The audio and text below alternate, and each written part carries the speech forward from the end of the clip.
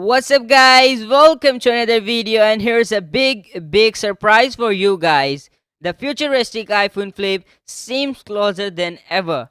Economic Daily News, citing sources in Apple's supply chain, claims that the sample iPhone flip devices are currently undergoing testing with Apple manufacturer Foxconn in the Taiwan.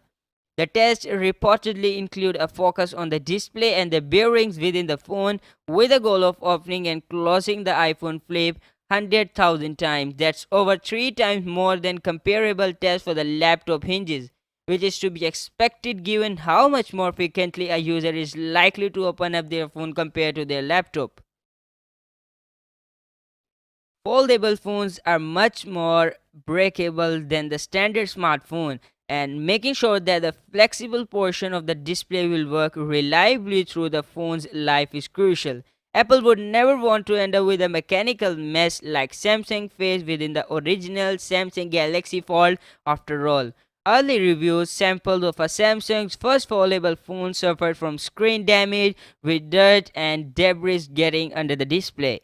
Coincidentally, Samsung is reportedly involved in the testing process since it is reportedly manufacturing the display for the iPhone flip.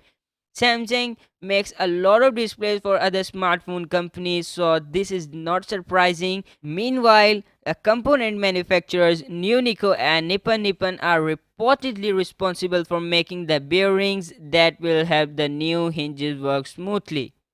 Other reports claims that this foldable will use either an OLED or mini LED display, either of which would make sense. Apple currently uses OLED on the iPhone 12 series, but mini LED is believed to be coming to the next generation of the iPad Pro and other devices next year.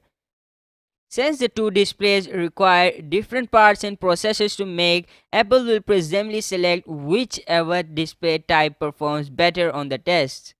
Since the phone is still in testing and is Apple's first attempt at a foldable, we still have some time to wait before it launches.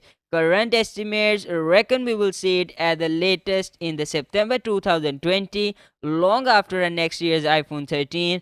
We could even see it launch alongside what will presumably be the iPhone 14. So I think guys you enjoyed this video, so before going to anywhere, please subscribe my channel and also click on the bell icon for the latest upcoming videos.